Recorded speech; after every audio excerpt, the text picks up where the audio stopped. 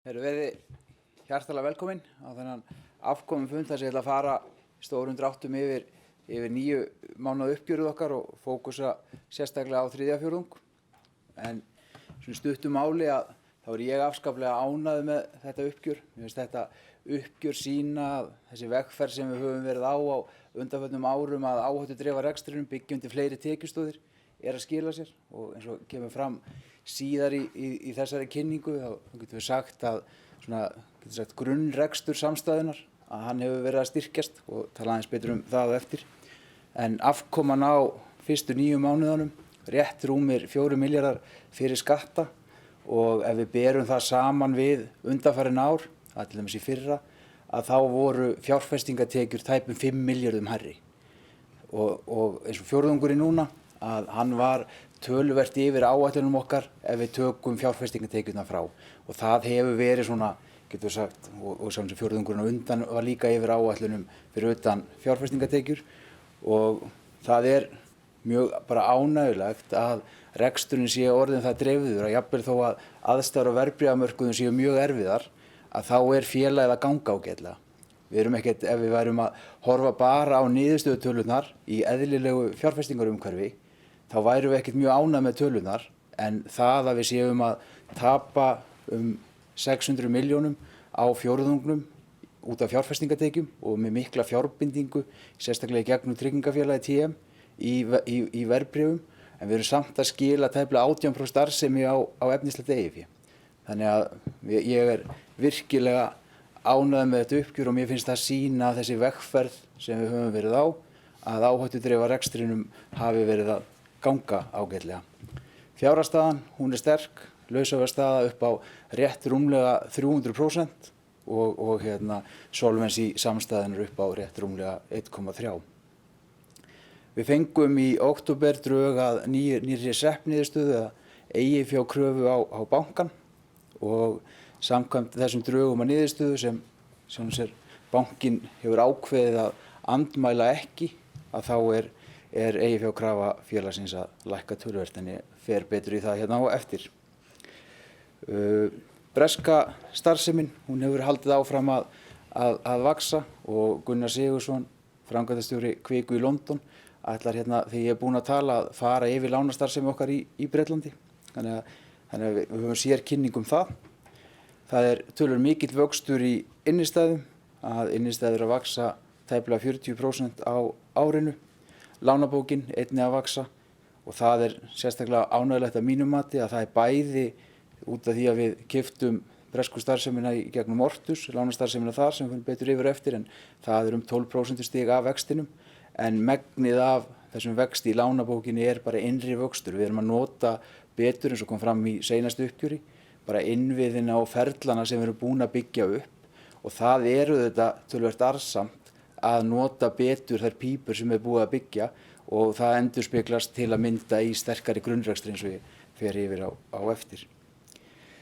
TM, reksturinn þar gekk frábærlega á fjórðungnum, samsett hlutfall á fyrstu 9 mánuðunum, tæplega 96%, en rétt rúmlega 88% á þriðja fjórðung, sem er miðað við önnur tryggingafélag á markaði, frábær árangur í rekstri, en auðvitað milli fjórðunga þá sveiflast þetta samsettarhlutfall, en enga síður að tæplega 96% samsettarhlutfall á fyrstu 9 mánuðunum, að það er mjög vel viðunandi miðað við til að mynda umsvifin í hagkerfinu. Og við gefum út eins og áður afkomuspá til næstu 12 mánaða og við erum að spá því að afkoma verði rétt rúmir 9 milljarðar næstu 12 mánuði, fer nánar yfir það á eftir, en við erum að lækka aðeins vaxtaforsendur og við erum að gera að mínu mati tiltölulega varfærna áætlun, en þrátt fyrir það erum við að spá rétt tæplega 22% arðsemi á efnislegt eigið fé, sem er önnur birtingarmynd á því hvað við teljum að grunnreksturinn hafi styrkst mikið á undanförnum ársfjórðungum eins og ég fer betur yfir hérna á eftir.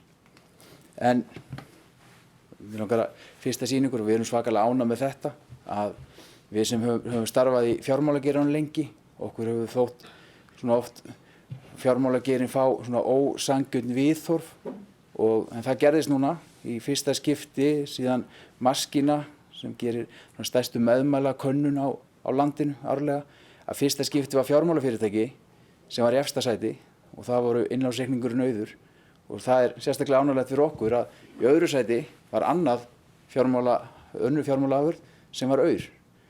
Þannig að þetta erum við svakalega stolt og ánægð með og færir okkur í sjálfum sér svona byr í seglin í að halda áfram að undirbúa það sem við erum að undirbúa, og eins og kemur svo sem fram í litlu letri einhvers staðar í kynningunni að það eru verkefni, fleiri fjártækni verkefni í undirbúningi hjá okkur sem vonandi á einhvern tímann á næstu ársfjórðungum koma í ljós, eða ekkert vonandi þau koma á næstu ársfjórðungum. Við skoðum samsetningu tekna, þá er ég afskaplega ánægður með þessa mynd af því að hún sýnir það sem ég var að segja áðan, að við erum búin að vera áhættu dreifa rekstrinum, og ef við skoðum, og við erum með 5 tekjusvið, viðskiptabankahlutinn, hann gengur afskaplega vel, mikill vöxtur í hreinum vaxtatekjum, og það er svona heilbrigður vöxtur í lánabók, 3% á fjórðungnum, en enga síður afkomutölunar kannski hækka meira en það því að við erum að ná getur sagt bara meiri hagræði, og þó 3% hljómi kannski ekki mikið á ársfjórðungnum, þá er það orðið 12-13% á ársgrunni. Fjárfestingarbankinn, hann hefur verið að ganga vel, þar náttúrulega skapast líka vaxtamunur og þóknunartekjurnar voru góðar sérstaklega á þessum fjórðungi, en þar sjáum við að fjárfestingartekjurnar mun lakari heldur en í fyrra og fjárfestingartekjur neikvæðar upp á tæpar 400 milljónir. TM fyrir utan fjárfestingartekjur, prýðilegur fjórðungur, og eignastýringin er auðvitað, það er aðeins lækkun á þóknunartekjum, en eignastýringin er auðvitað ekkert ónæm fyrir því sem er að gerast á markaði. Þegar verðbréfaverð lækkar, þá lækka auðvitað einhverju leyti eignir í stýringu og það er minna árangurstengdar greiðslur sem eru í einhverjum samningum, en enga síður að það er hreint innflæði á mjög mörgum stöðum í eignastýringu, þannig að ég er mjög ánægður með hvernig eignastýringin hefur farið í gegnum þennan tíma. Og svo breska starfsemin, hún að byggjast upp, og þar sjáum við til dæmis að fjárfestingartekjur, að þær voru ekki á sama tíma í fyrra því að þá vorum við ekki búin að kaupa lánafélagið Ortus. En ef við leggjum þetta saman, þá sjáum við það að allir tekjustraumar, nema kannski fjárfestingartekjur, að eru mjög heilbrigðir. Þannig að sjáum við það í tölum að þessi stefna að leggja áherslu á að dreifa áhættunum í rekstrinum, byggja upp fleiri tekjustrauma, sumir nýta eigið fé og aðrir ekki, að hefur verið að skila verulegum árangri. Afkoman, eins og ég sagði áðan, að ef við berum sama við árið í fyrra, að þá voru náttúrulega aðstæður á verðbréfamörkuðum allt aðrar, og eins og ég sagði rétt áðan að þá voru fjárfestingartekjur í fyrra tæpum 5 milljörðum hærri heldur en í ár. En fjórðungurinn í ár, að hann væri töluvert yfir áætlunum ef fjárfestingartekjur væru eins og áætlaðar voru, eins og kemur betur á eftir, ég ætla að fara yfir grunnreksturinn, og meira að segja þó að okkur finnist kannski tölurnar á seinasta fjórðungi á fjórðungi 2 ekkert vera frábærar, en þá var rekstrarniðurstaðan þar lítilega yfir áætlunum að fjárfestingartekjum frátöldum. En eins og ég sagði, ég er virkilega ánægður með það að þrátt fyrir erfiða fjárfestingartekjur að félagið sé að skila tæplega 18% starfsemi, og aftur bara birtingarmynd á því að þessi stefna áhættudreifing í rekstri, hún hefur verið að skila sér. Og ef við berum saman árið núna, fyrstu 9 mánuðina miðað við í fyrra, að þá sjáum við það að það er veruleg aukning, og árið í fyrra var mjög gott ár fyrir okkur, veruleg aukning á vaxtatekjum. Við erum að nýta, innviðin okkar, pípulagningar betur heldur en áður, en það er munur, eins og ég er búinn að segja nokkrum sinnum, að fjárfestingartekjur þarna tæpum 5 milljörðum eða 4,8 milljörðum lakari heldur en í fyrra.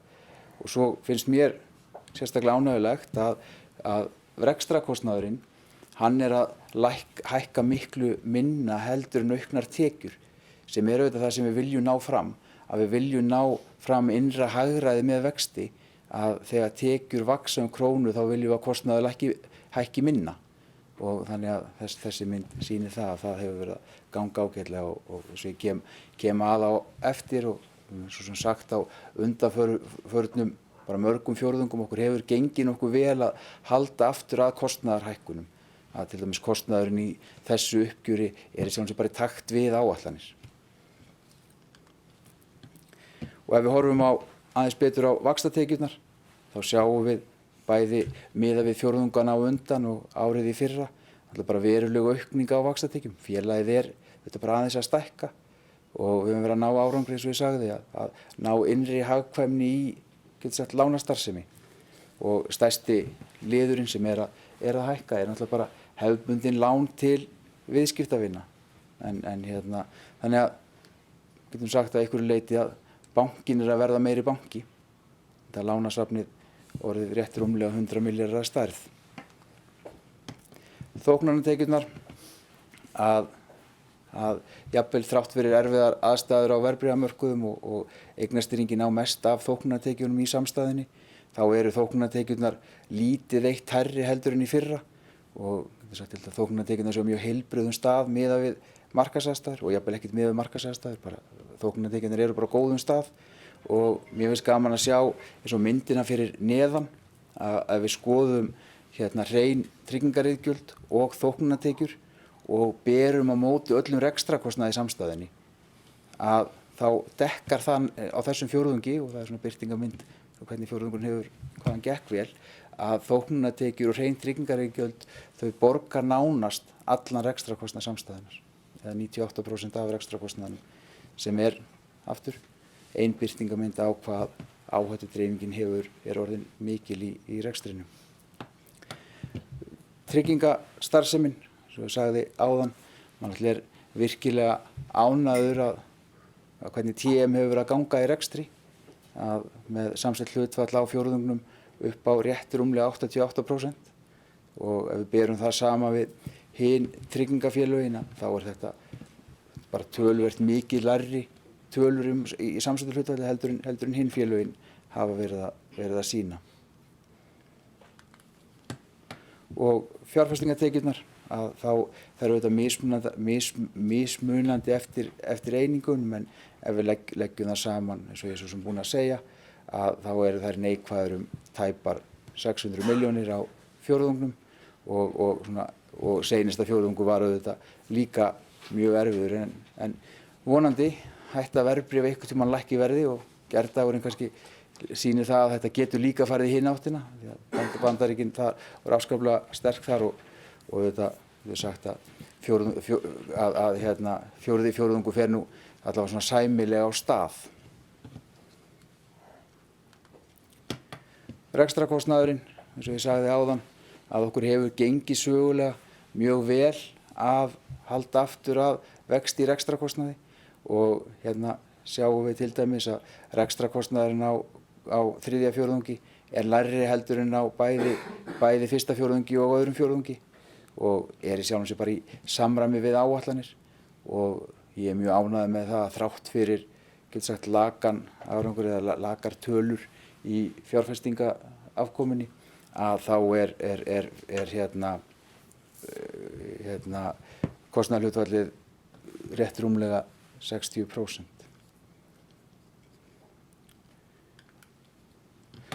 Hérna ný framsetning sem við höfum ekki sýnt áður, að við erum að taka út bara hvernig grunnrekstur samstæðunnar að ganga, þannig að bara hver rekstrarafkoman eða rekstrarhagnaður fyrir utan fjárfestingatekjur, og þá sjáum við það hvað hún hefur verið að vaxa á undanförnum fjórðungum, að fyrir utan þá fjárfestingatekjur að þá rekstrarhagnaður upp á hvað tæpar 5,6 milljarða á þessum fjórðungi og hvað hún hefur verið að vaxa miðað við fjórðungana á undan.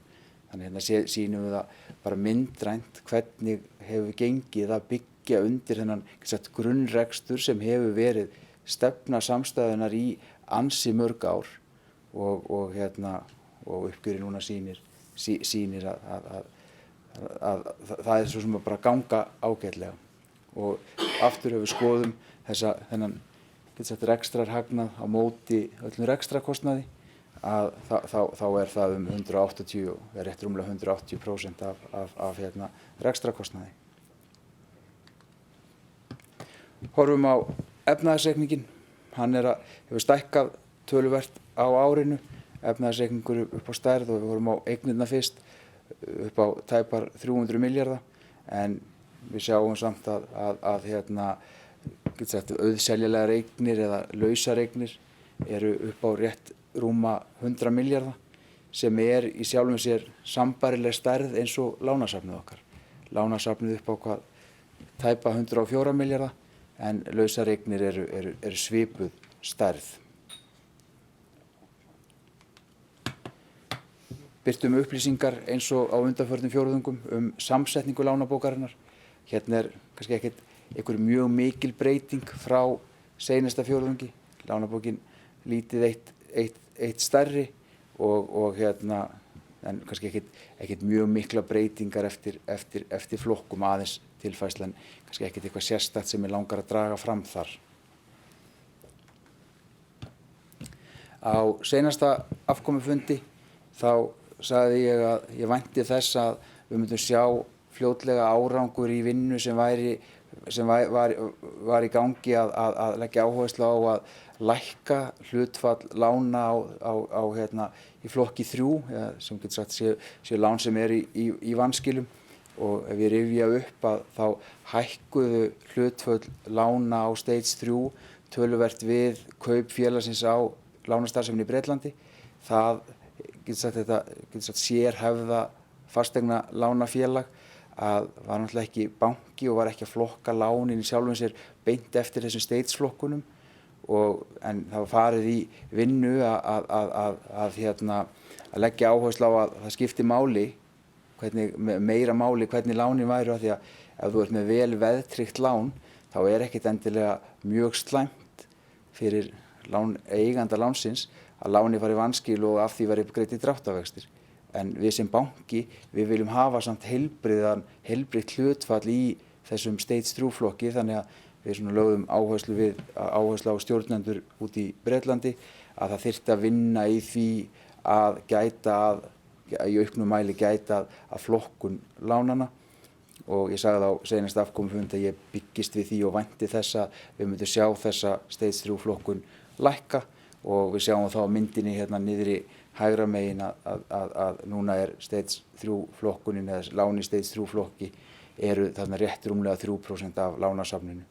Þannig að það hefur bara gengið ágætlega og ég vonast og vænti að við sjáum áframhaldandi lækkun á þessu en kannski ekki jafn hraða eins og hefur verið.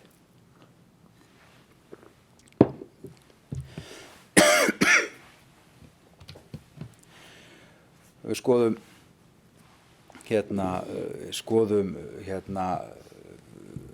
fjármálahlutföllin okkar að lausafjárhlutfall upp á rétt rúm 300%. Það kostar auðvitað svolítið að vera með mjög mikið lausafé en í óvissunum sem núna á markaðnum þá líður manni vel að hafa aðeins meira lausafé heldur en áður en þetta kannski fullmikið. Þannig að ég vænti þess að lausafé verði nú kannski ekki allavega hærra en þetta en þetta samt jákvætt vandamál að vera í þessu umhverfi kannski með frekar of mikið lausafé heldur en of lítið. Og langtíma fjármögnunin bara heilbrigð hlutfallið þar upp á tæplega 1,3 og svona ekki að stoppa við fleira hérna. En ef við horfum á skuldahlutann á efnahagsreikningnum þá hann auðvitað bara spegilmynd af eignarhlutanum en þarna langaði mig að draga fram að þannig sjáum við hvað innistæður samstæðunar hafa hækkað á árinu úr tæplega 80 milljörðum í tæplega 110 og mjög heilbrigð hlutföll ef við skoðum stærð lánasafnsins á móti innistæðum og þannig að jafnvel þó að lánasafnið hafi stækkað mjög mikið að þá hefur þetta hlutfall ekki verið að hækka því að innistæðurnar hafa hækkað líka.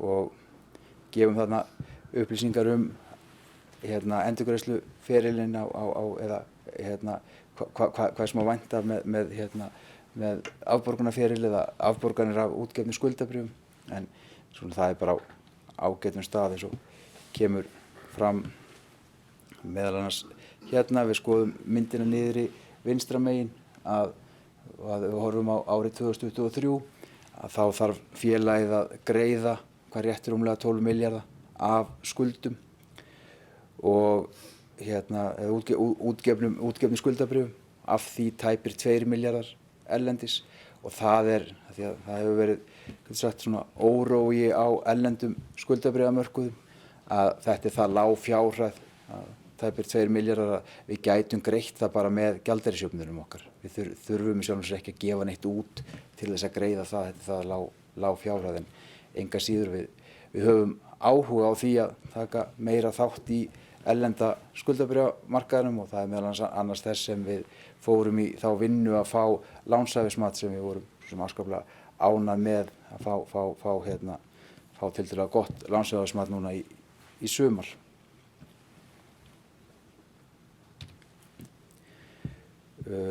Eiginfjárkrafan okkar fengum, eins og ég sagði áðan, drög að nýrri eiginfjárkröfu frá Seðlabankanum og gamla krafan okkar var ákveðin 2019 og þá var leit félagið náttúrulega bara allt öðruvísi út. Það var það var ekki jafn áhættu dreifður rekstur, þannig að þessi niðurstaða bara í samræmi við okkar væntingar að áhættan í félaginu töluvert minni heldur en var þegar þetta var gert 2019, en ef við skoðum bara breytingarnar þá var krafan núna í lok seinasta fjórðungs 20,6, svo bættist við 2% sem var sveiflujöfnunarauki sem allir bankar fengu, en svo er það lækkunin samkvæmt þessari drög að nýrri kröfu í SEF-ferlinu sem gerir það að verkum að krafan fer úr 20,6 í 17,7 og þetta skiptir okkur auðvitað töluvert miklu máli af því þetta ræður hvað við þurfum að binda mikið fjármagn í rekstrinum eða mikið eigið fé í rekstrinum. Og ef við berum þetta saman við kröfu hinna bankana að þá eru þær lítið eitt hærri kröfur hinna bankana, en það stafar einkum að því að hinir bankarnir eru allir með 2%, auka 2% álag út af því að þeir eru skilgreindir sem kerfislega mikilvægir sem við erum ekki enda töluvert mikið minni heldur en þeir. Og ef við horfum á solvensíð og berum það saman við kröfunar að þá erum við með, ef við horfum á CET1 hlutfallið, þá erum við með 20,9 eða hlutfallið okkar 20,9 en krafan 12,7, en menn horfa kannski frekar á kapitalreisjóið og þá með 23,5 á móti þessum drögum að nýrri kröfu 17,7. En þetta gerir það saman að samstæðan með hvað rétt rúmlega 1,3 í solvency sem hægt að túlka eða segja að við erum með solvency upp á 1,34, að við erum með 34% meira eigið fé í samstæðunni heldur en við þurfum samkvæmt kröfum eftirlitsaðila. Og ef við horfum á rekstrarspá til næstu 12 mánaða, eins og ég sagði áðan, við erum að spá tæpum 9,1 milljarði, lækkun upp á kringum 700 milljónir frá seinasta fjórðungi, en enga síður erum að spá tæplega 22% starfsemi. Breytingarnar á þessu mati eru fyrst og fremst að við erum að gera aðhaldssamari forsendur heldur en áður. Við teljum að afkoman í Bretlandi verði minni út af tvennu og Gunnar fer betur yfir það á eftir, að vaxtahækkanir eða fundingkostnaðurinn úti, hann að hækka töluvert, að félagið eins og de flestir íslenskir bankar eða allir, erlenda fjármögnunin á fljótandi vöxtum, þannig að hækkun á vöxtum, það étur inn í vaxtamunin meðan það að komast út í útláni líka, þannig að það hefur áhrif, þannig að væntingar hærri vexti heldur en áður, að það hefur neikvæð áhrif á okkur og svo erum við ekkert ónæm fyrir því að aðstæður á evrópskum fjármálamörkuðum og kostnaður fyrir íslenska banka eða bara banka í Evrópu að fjármagna sig eru hærri, þannig að við erum að gera ráð fyrir minni vexti þar heldur en við gerðum áður. Og þannig að það hefur auðvitað áhrif. Svo gerum við ráð fyrir því að það bara verðbólga í landinu, þannig að við erum að gera ráð fyrir heldur hærri verðbólgu í rekstrarspám heldur en við höfum gert og svo teljum við að svona breytilegar tekjur geti lækkað lítið eitt, en þetta samt aðalega verðbólgan og svona aðhaldssamari forsendur í bresku starfseminni, en ef við leggjum þetta samt saman að lækkun upp á að meðaltali þá tæplega 200 milljónir á fjórðung en enga síður með rúmlega 20% arðsemi eða spáð arðsemi á efnislegt eigið fé. En ég held að kannski punkturinn sé svoleiðis að við þurfum auðvitað bara haga stakk eftir vexti, að það meiri óvissa í ytra umhverfi heldur en hefur verið áður og við erum auðvitað ekkert ónæm fyrir því, en enga síður að áhættudreifingin í rekstrinum eins og sést á þessum fjórðungi, að þrátt fyrir að fjárfestingartekjur séu mjög lakar, að þá vorum við samt að skila tæplega 18% arðsemi. Og þannig að það má segja að hérna erum við náttúrulega að gera ráð fyrir því að fá fjárfestingartekjur aftur, en enga síður teljum að þetta sé nú tiltölulega varfærin spá hjá okkur. Og ef ég dref þetta saman, við erum búin að vera að byggja upp félag, komið með 5 tekjusvið og eru komið með dreifðan tekjugrunn sem félagið að sýna mjög sterkan grunnrekstur og bata í grunnrekstri. Við höfum verið að ná að nýta innviðina eða pípurnar sem við vorum að byggja betur, og það það sem að villu þetta með stækkun, að króna í auknar tekjur gefi miklu meiri tekjur heldur en aukinn kostnað. Að við fengum, sem ég sagði áðan, sem mikilvægt fyrir okkur, drög að nýju SEF-ferli sem lækkar eiginfjárbindingu okkar. Við erum með mjög sterka fjárhagsstöðu og þetta þýðir náttúrulega það að ef aðstæður eru svoleiðis að það sé skynsamlegt að gefa aðeins í, að þá félagið mjög vel undirbúið fyrir það, með mjög mikið lausafé og mjög mikið eigið fé. En kannski rétt að taka það fram, ef maður svona kafar ofan í rekstraráætlunum okkar, þá erum við samt að spá núna miklu minni vexti heldur en við höfum gert áður. Félagið enga síður arðsamt áfram, þannig að við erum að sjálfsögðu að segja að við búumst við því að reksturinn vaxi minna heldur en uppbygging eiginfjár, sem þýðir það að með öðru óbreyttu, og það það sem stjórn mun gera eins og var fjallað í tilkynningunni sem fylgdi uppgjörinu, mun meta hvað eigi að gera við eigið og það náttúrulega í grunninn. Eigið fé getur farið í þrennt. Það getur búið til buffera, en bufferarnir okkar eru miklir núna. Það hægt að greiða það út til hluthafa eða nýta í vöxt. Og það sem ég að segja með áætlanir okkar, að þá erum við að segja að við spáum því að vöxtur verður minni heldur en uppbygging eiginfjár. Við erum með mjög mikla buffera, þannig að við þurfum að meta þá hvort og þá hvernig, eða meira svona hvernig við greiðum eigið fé út til hluthafa. Og við erum, eins og ég er búinn að segja, með mjög sterka grunnrekstur og eins og ég er margoft búinn að segja, afskaplega ánægður með þennan fjórðung, að vera að skila tæplega 18% arðsemi í þeim markaðinum eins og hann er búinn að vera, og erum að mínu mati að sýna og skila svona varfærni tekjuspá, en erum að spá rétt rúmlega 9 milljarða afkomu og rúmlega 21% arðsemi á næstu 12 mánuðum. En spurning hvort það sé einhverjar spurningar áður en ég hleypi Gunnar af að fjalla bresku lánastarfsemina.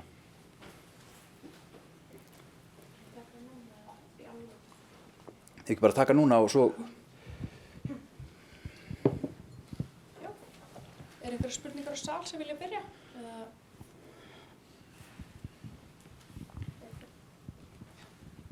Það kom hérna spurning í tölvupósti.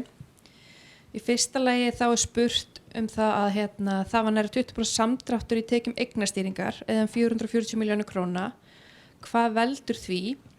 Og svo í framhald af því, ef tekjurnar eru afkomutengdar, þá ekki óheppilegt að nærri helmingur þjónustutekna sveiflist líkt og fjárfestingatekjur og von á endurskoðun á þóknunargrunni eignastýringar?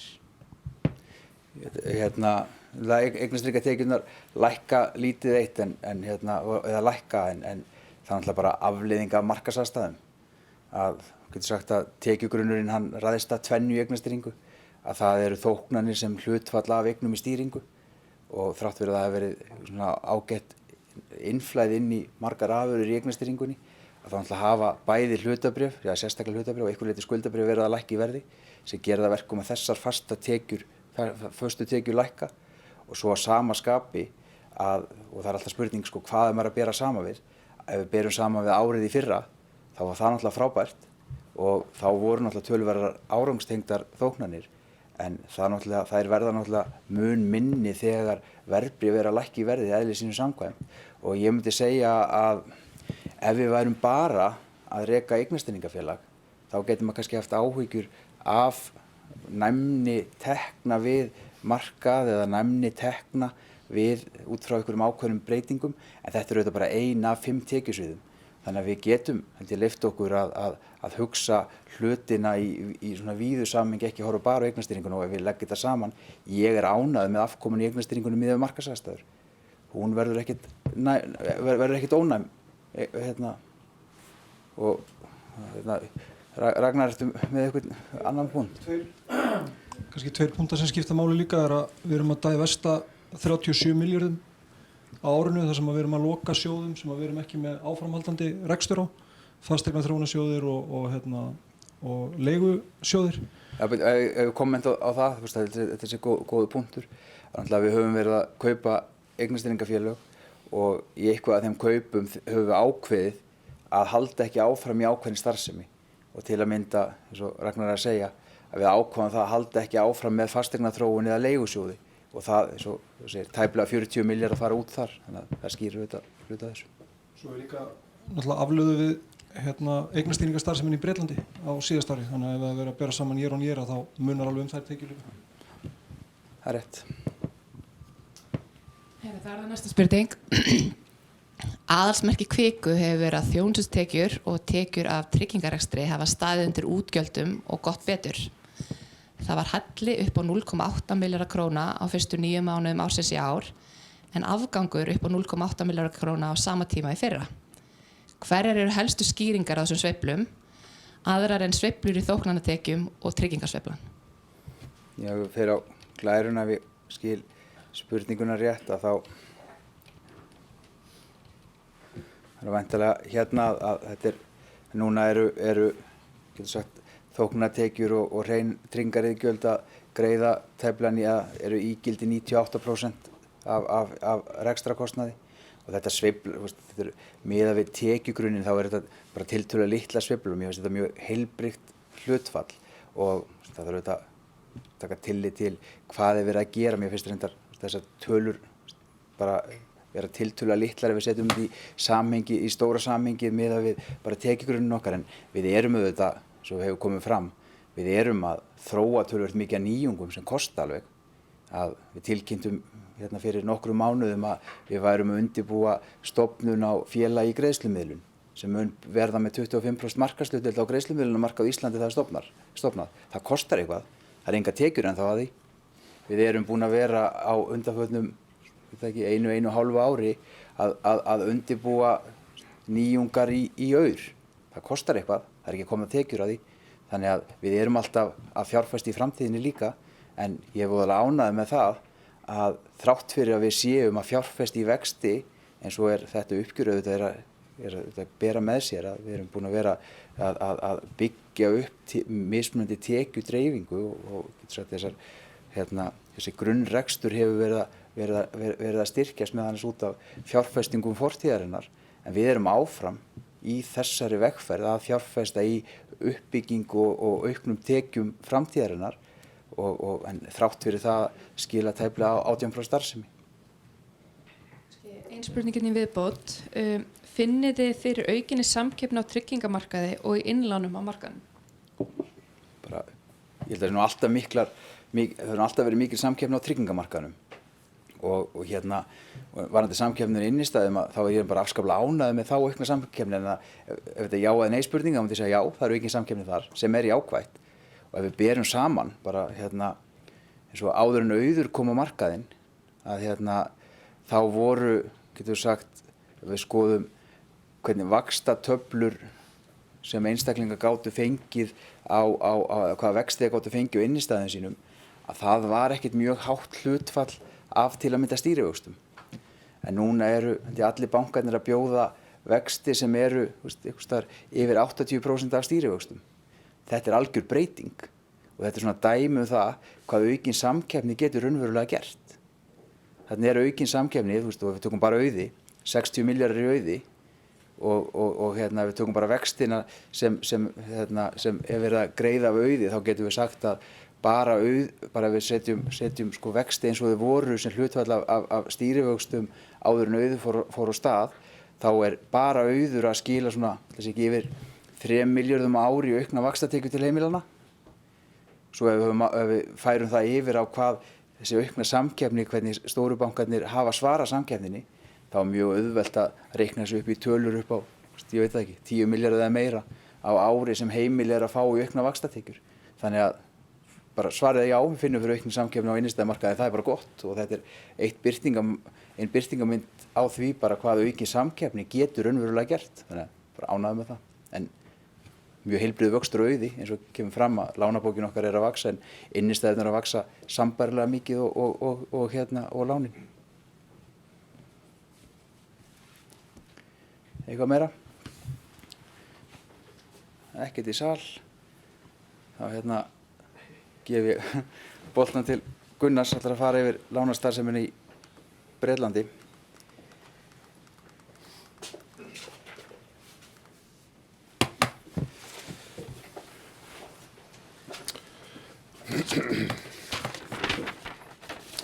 Góðan daginn. Lánastarfsemin okkar í Bretlandi hefur á árinu gengið bara mjög vel á okkar mati. Vöxturinn í lánabókinni hefur verið góður og í rauninni í takt við allar væntingar okkar.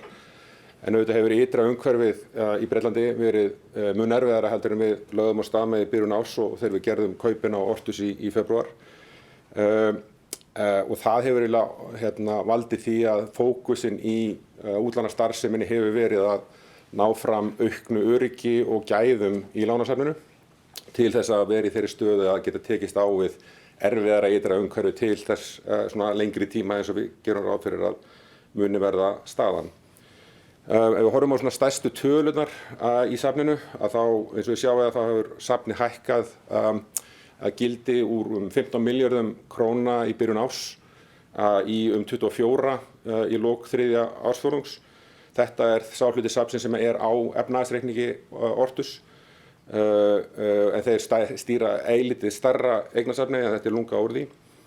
Meðal stærð lánana hefur haldist í rauninni algjörlega óbreytt á árinu, eilítið lækka. En stóra breytingin í rauninni er samsetning veða sem er að baki útlánunum. Þar hefur við séð að íbúðarhúsnæði hefur hækkað í sem hlutfall af heildarsafninu úr 28% í byrjun árs í 63% núna í lok september. Og einnig höfum við séð að stærðardreifingin hefur aukist umtalsvert sem því að stærri lán í safninu hafa orðið minna hlutfall. Og birtingarmyndin af því er að stærstu 10 lánin í safninu telja núna 26% af heildarsafninu en töldu í byrjun árs 34%. Annar vísir sem við horfum mikið til er þessi útlán á móti virði safnsins. Það skiptir okkur verulega máli að hafa það íhaldsamt og það hefur alltaf verið mjög íhaldsamt í sögu Ortus. Og það hefur haldist í árinu undir 55% sem er mjög gott hlutfall á okkar mati. Og þetta er þrátt fyrir að í rauninni hafa gæði undirliggjandi lána eigna batnað og við höfum samt haldið í íhaldssömu útlánahlutfalli. Og ef ég sýni ykkur þá svona helstu vísa sem við horfum til í þessari útlánastarfsemi, að þá hérna á vinstra megin er mynd af því hvernig dreifingin á undirliggjandi veðum lítur út í lok september og hvernig það var í byrjun árs. Og þá sjáum við þetta stóra stökk í hérna, hlutföllum sem að íbúðarhúsnæði telur, 63%, á meðan að aðrir aðrar tegundir eigna í safninu hafa minnkað að vægi. Ég held að sé svo rétt að benda á að þetta að einhverju leyti þetta hérna, viðbrögð við ytra umhverfinu og okkar óska að hafa safnið að hærri gæðum við andlagið. En þetta umtalsvert hærra hlutfall heldur en að við lögðum á stað með og helgast að þessu ytra umhverfi og líka bara tækifæri sem hafa verið á markanum. Þannig að ég held að þegar við birtum þessar upplýsingar síðar að þá held ég að það sé óhætt að ætla að þetta hlutfall verði lægra með tímanum svona til lengri tíma. En við erum ánægð og sátt við hvað þessar stöðu þessum staðan akkurat núna. Varðandi lengd líftímalánuna, þá Ortus lánar skammtímalán, þannig að þeir eru að lána yfirleitt til 12 til 18 mánaða að jafnaði. Meðal líftíminn á árunni hefur lækkað eilítið. Við sjáum núna að lán sem eru með líftíma 10 mánuði og minna eru orðin rúmlega helmingur af safninu og lán sem eru með 15 mánaða líftíma minna eru komin upp í 70%. Þeir voru 50% í byrjun árs. Og með þessar svona erfiðar aðstæður þá það mjög jákvætt að hafa lánasafnið eilítið styttra. Varðandi þetta loan to value ratio sem ég talaði áðan, að þá hefur það hérna haldið sér nokkuð stöðu heilt yfir. En eins og sjáum við að lán sem eru yfir 50% loan to value hafa aukist að vægi úr 68% í 76%. Á árinu sem alfarið útskýrt með þessum aukna magni af íbúðar húsnæðislánum. En hins vegar hefur lán yfir 60% loan to value lækkað úr 48% í 45%. Og heildin er á svipuðum stað, þannig að ég myndi segja að dreifingin sé á þessum vísi sé mjög góð. Varðandi stærðardreifinguna sem hægra megin, þar svo sem ekki miklar breytingar á því enda meðalstærð lánanna nokkuð óbreytt frá því í byrjun árs. En þó sjáum við að stærri lán, stærstu lánin sem eru svona 2,5 milljón punda stærð hafa lækkað í vægi á árinu og eru núna 31% af safninu og voru 38% í byrjun árs og svo þessi topp 10 lán hafa minnkað úr 34 í 26. Og lokum svona með varðandi dreifingu, þá landfræðileg dreifing nokkuð góð. Við erum með starfsemi á 3 lykilstöðum í Bretlandi, í Englandi í gegnum London starfsemina, á Norður-Írlandi í gegnum skrifstofu sem við erum með í Belfast og í Skotlandi sem í gegnum skrifstofu sem við erum með í Glasgow. Og Norður-Írska starfsemin hefur undanfarin ár verið tiltölulega fyrirferðarmikil í safninu og sjá að í byrjun árs var Norður-Írska safni 25% af heildinni. Hefur lækkað umtalsvert á árinu og er komið núna niður fyrir 10%. Og á móti enska bókin í rauninni orðin tæplega 90% og London bókin 35% sem í rauninni birtingarmynd aftur af þessari auknu íbúðalána þróun sem hefur orðið á því stað á árinu. Lækkunin vægið á lánum utan Englands.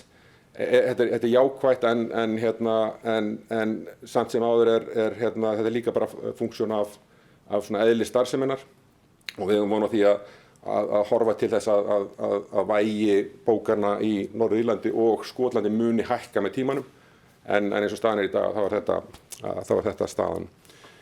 Og eins og Maran okkur minna áðan varðandi IFRS 9 eða þessi Stigs greiningu þá í byrjun árs þá var stage 3 lána hlutfallið nokkuð hátt sem helgaðist af því að það voru mörg lán sem voru komin yfir 90 daga fram yfir gjalddaga sem var í rauninni að hluta til eðli starfsemi Ortus að gera ekkert í því.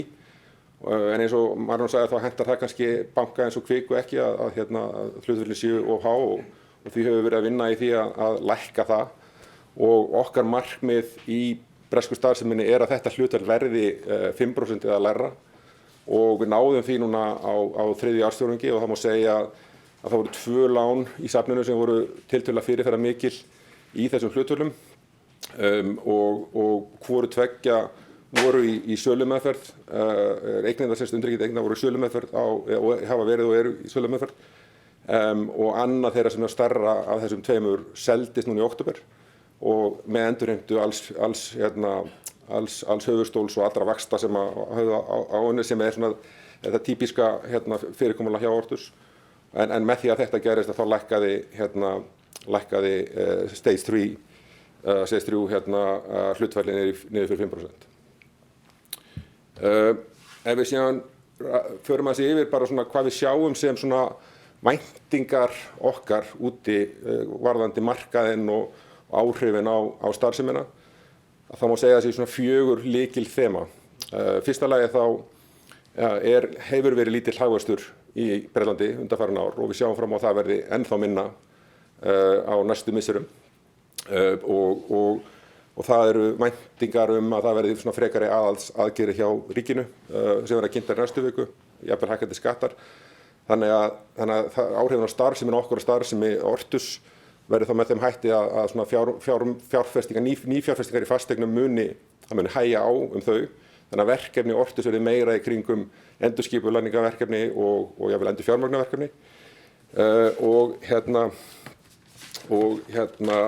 En á móti þá höldum við líka að framboðshliðin, eftirspurnarhliðin muni lækka, en að framboðshliðin muni líka draga saman vegna þess að margir af samkeppnisaðilum Ortus eiga erfiðara með að fjármagna sig starfsemi sína við þessar aðstæður heldur en áður var. Þannig að við höldum að tækifærin verði áfram fyrir Ortus að láta til sín taka á markanum.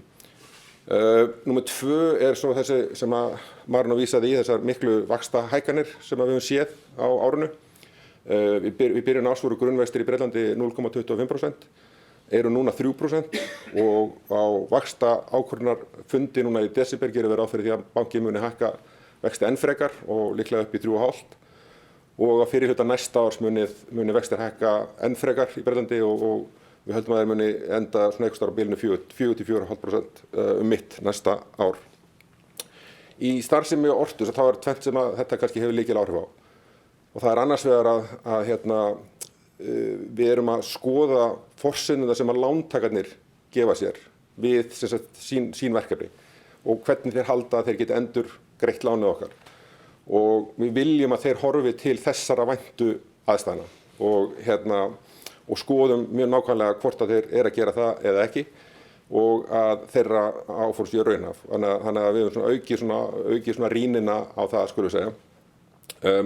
Og lán sem við teljum ekki hafa raunhæfa forsendur varðandi endurfjármögnun, að það hefur áhrif auðvitað á útlána ákvörðunina.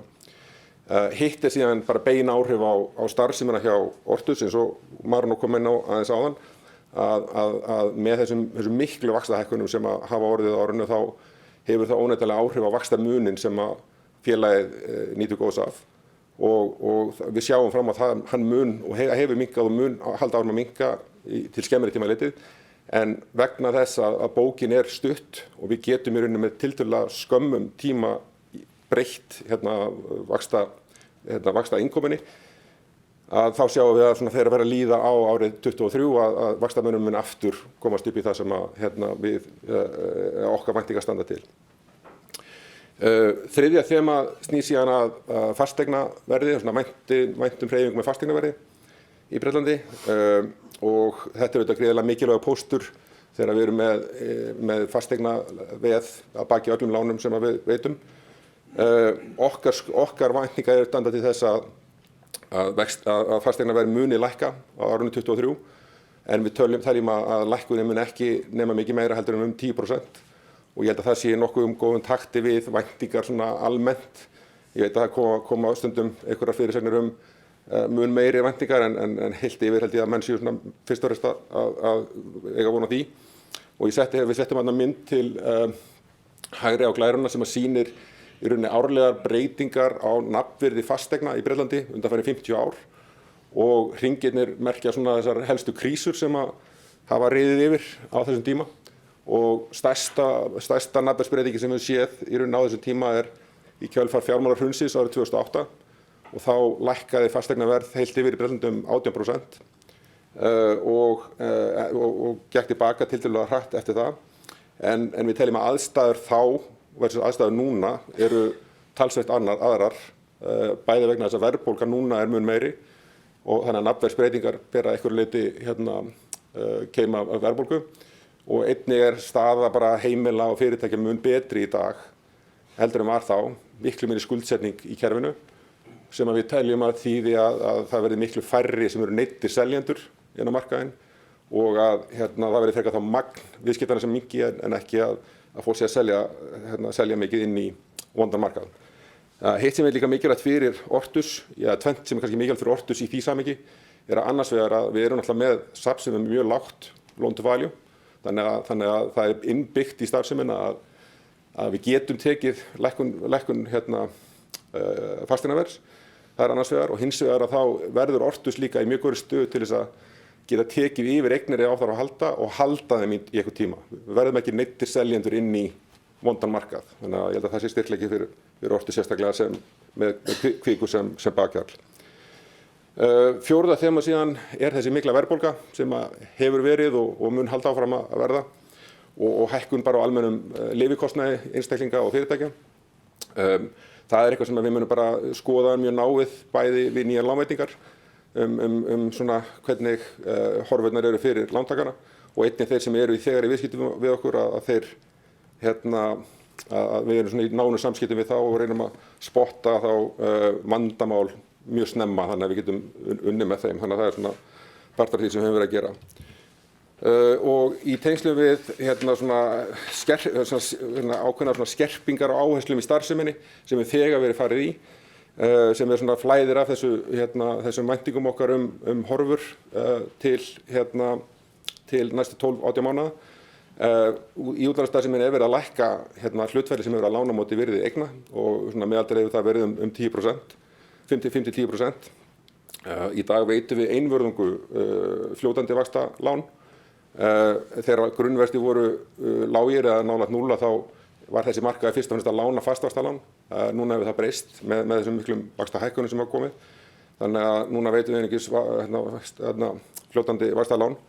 Og eins og ég talaði á að þá erum við að rýna mikið með lántökunum þeirra forsendur fyrir fjárfestingarverkefnunum og endurgreiðslum.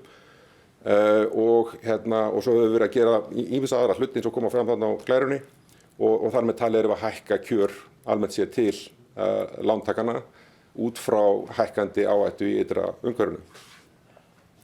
Þannig að ef ég dreif þetta saman hvað okkur finnst stöðuna að þá myndi ég segja að við erum bara mjög ánægðir með stöðu safnsins og við teljum að félagið og lánasafnið sé í mjög góðri stöðu til þess að bregðast við þessu erfiða ytra umhverfi sem er til staðar og mun fyrirsjáanlega verið til staðar næstu 12-18 mánuði.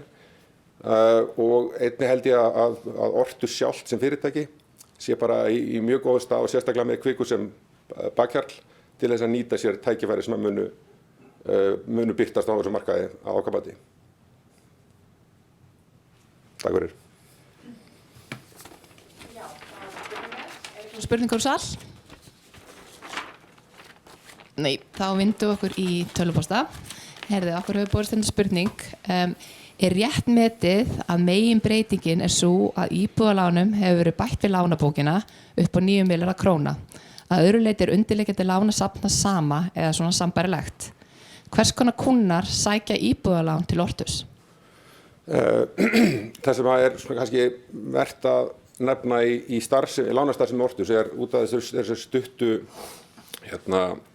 þessari stutta líftíma safnsins að þegar við byrjuðum árið þá var útlánasafnið taldi það einhverjar rúmar 120 milljónir og fyrstu 8 mánuðunum var búið að endurgreiða 3/4 af því. Þannig að í rauninni þessi skipting á lánasafninu er þá það breytist mjög hratt hvernig hlutfallið breytist. Og það hefur verið mikil áhersla á lán íbúðar húsnæðistengd lán. En við höfum líka verið að veita annars konar lán þannig að samtryggingin hefur orðið svona í tengslum við það og að hluta til við höfum verið að vinna verkefni með aðilum á markanum sem hefur líka haft áhrif á þessa stækkun á íbúðarhúsnæðislánum. Varðandi hvers konar lántakar sem þetta eru þá er þetta bara fólk sem er í í fjárfestingum, að kaupa sér einstaklingar og minni fyrirtæki sem að kaupa sér fasteignir og vilja fá skammtíma fjármögnun á móti annarkvort sölu fasteignarinnar eða á móti einhver endurfjármögnun, lengri tíma endurfjármögnun. Þannig að þetta svona í alls konar lántakar. Bara þess að bæta við það er ég held að séu 10-15% af heildarlánasafninu eru lán á móti íbúðum svona buy to let, þar að segja það sem eru aðilar sem eiga íbúðir sem eru bara í útleigu og síðan þetta oft líka kannski lán á móti íbúðum í svona það sem að framkvæmdaraðilar eru búin að klára eitthvað development með 40 íbúðum og það komið framkvæmda lánið komið á gjalddaga en það eru kannski 3-4 íbúðir eftir sem á eftir að selja og þá Ortus kannski að lána 60%, 50, 60, 65% af verðmæti fasteignin á meðan þær eru seldar. Þannig að þetta er ekki að því að við tölum oft lán á móti íbúðsna, þetta er ekki svona hefðbundin íbúðalán sem eru á móti fasteignum fólk sem býr í þeim og að taka lánin, bara svo það sé skýrt. Já, og það kannski, það er mjög góð punktur og að það sá hluti markaðins eru þetta starfsskyldur og eftirlitsskyldur á fjármálaeftirliti og starfsemi Ortus það ekki. Ein spurningin í viðbót varðandi lánasafnið, hvað hlutfall af safninu á öðrum veðrétti? Það mjög lítill hluti, langstærsti hluturinn vel yfir 90% er á fyrsta veðrétti og ef ég ætti að, ég ekki með það í kollurum en þetta eitthvað starf á bilinu 5% cirka, mestalagi.